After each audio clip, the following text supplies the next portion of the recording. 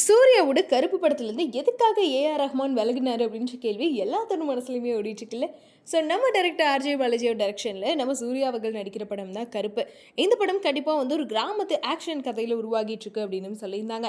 மே 14 தான் இந்த படம் வந்து தேட்டரில் ரிலீஸ் ஆக போகுது. ஆனால் ஸ்டார்டிங் இந்த படத்துக்கு வந்து மியூசிக் டைரக்டராக நம்ம ஏஆர் ரஹ்மான் தான் வந்து கமிட் ஆயிருந்தார். அதுக்கப்புறமா பார்த்தீங்கன்னா சாய் அபியங்கர் தான் இந்த படத்தை மியூசிக் டைரக்டர் அப்படின்னு சொல்லிட்டு அஃபிஷியலாகவும் அனௌன்ஸ் பண்ணியிருந்தாங்க. ஏஆர் ரஹ்மான் எதுக்காக இந்த ப்ராஜெக்ட் வந்து ஒத்துக்கிட்டு அதுக்கப்புறம் விலகினாரு, அப்புறம் சாய் அபியங்கர் எப்படி உள்ள வந்தாரு அப்படின்னு சொல்லிட்டு பல கேள்விகள் ரசிகர்கள் மத்தியில் போயிட்டு இருந்துச்சு. ஏன்னா மோஸ்ட்லி ஒவ்வொரு கட்டத்தில் பார்த்தீங்கன்னா ஒவ்வொரு மியூசிக் டைரக்டர் ரொம்ப ஃபேமஸாக இருப்பார். இளையராஜாவாக இருக்கட்டும், இல்லை ஏஆர் ரஹ்மானாக இருக்கட்டும் அப்படின்னு சொல்லிட்டு. இப்போ 2K கிட்ஸ் மனசில் இடம் பிடிச்ச ஒரு மியூசிக் டைரக்டர் அப்படின்னா சாய் அபியங்கர் சொல்லலாம்.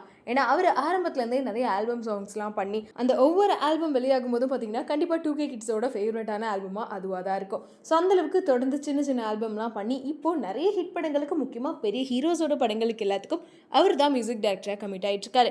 ஸோ அப்படி தான் ஆர்ஜே பாலாஜியோட இந்த படத்துக்கும் கமிட் ஆனார். ஆனாலும் ஓகே, இவர் வந்து கமிட் ஆனது பிரச்சனை இல்லைங்க, ஏஆர் ரஹ்மான் ஏன் போனார் அப்படின்னு சொல்லிட்டு தான் எல்லாரும் தொடர்ந்து கேட்டுட்டு இருந்தாங்க.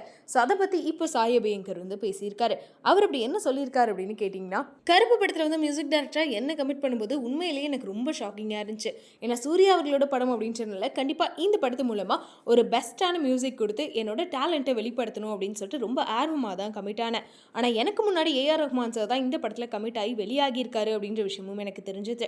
எதுக்காக அவர் வந்து வெளியே போனார் அப்படின்றத பற்றி யாருமே என்கிட்ட எதுவும் சொல்லிக்கல. ஆனால் அதுக்கப்புறமா இந்த கருப்பு படத்தில் என்ன கமிட் பண்ணியிருக்காங்க அப்படின்னு சொல்லிட்டு நான் ஏஆர் ரஹ்மான் அவர்கள்கிட்டையும் பேசினேன். அதுக்கு அவர் என்ன சொல்லியிருந்தாங்கன்னா, கருப்பு படத்துக்கு நீங்கள் வந்து மியூசிக் போடல, எனக்கு எந்த பிரச்சனையும் இல்லை அப்படின்னு சொல்லியிருந்தாரு. அதுக்கப்புறமா தான் இந்த படத்தில் வந்து முழு ஆர்வத்தோடயே வந்து நான் இசையமைக்கிறக்கே ஸ்டார்ட் பண்ணேன். ஆனால் இந்த படம் பார்த்தீங்கன்னா டிவோஷனலாக கலந்து எடுக்கக்கூடிய ஒரு படம் அப்படின்றனால மோஸ்ட்லி இந்த படத்தில் வந்து என்னோட திறமையை காட்டணும் அப்படின்றக்காக ரொம்ப ஆர்வமாக வெயிட் பண்ணிட்டு இருக்கேன் அப்படின்னு சொல்லியிருக்காரு.